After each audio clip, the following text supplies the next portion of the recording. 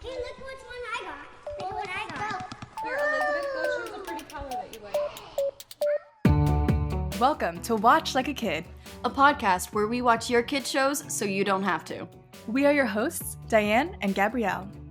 So come, be a kid with us.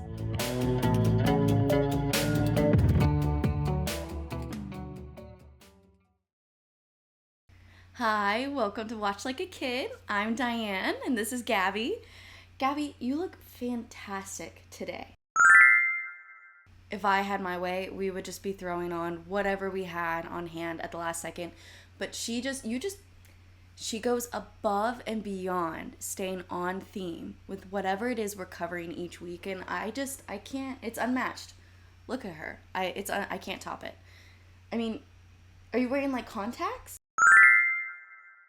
I thought that since Gabby did such an amazing job covering two of the newest summer blockbuster movies for kids, I would go more into that summer savings mode and tell you guys something that I actually really enjoyed watching.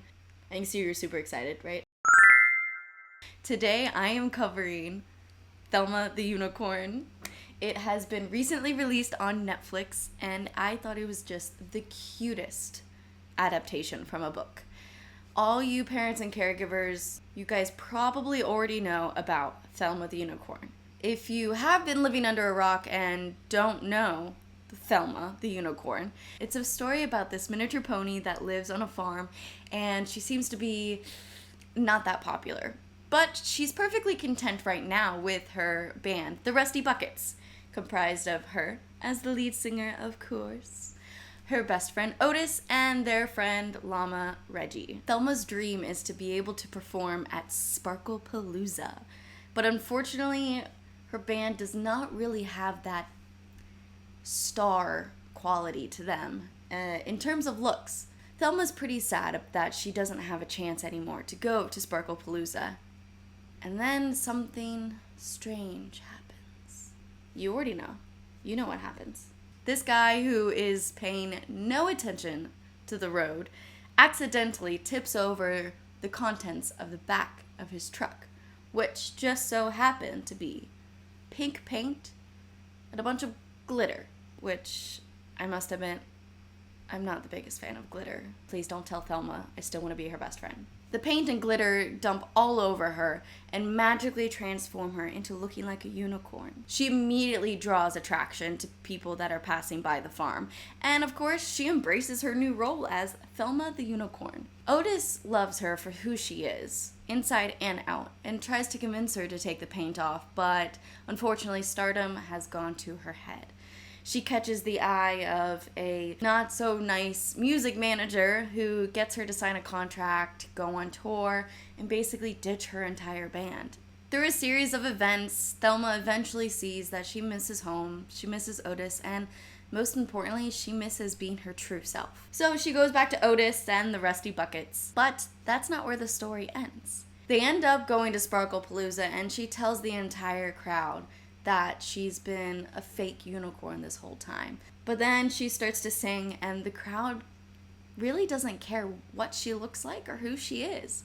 Whether she's just a miniature pony from a small farm or this great big glittery unicorn. Everyone hears the magic in her voice. You know, Gabby, I was a little skeptical going in, considering this movie is almost 2 hours long and the children's book is pretty short. But they somehow were able to stay true to the storyline while creating a lot of good stuff in between. I'd say, oddly enough, the thing that I didn't enjoy as much was the music. I found that the original songs just weren't very catchy or memorable to me, but I still think it was a wonderful story. Fun for the whole family, young and old. I mean, I've read Thelma the Unicorn to the kids I've nannied so many times that she's got a special place in my heart. Now, Gabby, I know you haven't seen it yet, so if you have any questions, you can let me know later. And for parents and caregivers watching, if you have any questions, you can also drop a comment and let us know, and I'll try to answer them as best as I can, as always.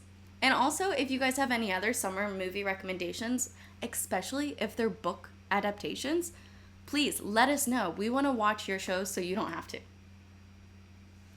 Okay, Gabby, I think it's time we wash off the pink paint. You're not a real unicorn. And you don't like carrots, so I don't know why you have one attached to your Oh my god, it's a real unicorn. Well then, wait. Gabby, does that mean you're still in Ohio? That's not a unicorn. That's just a pony with pink hair.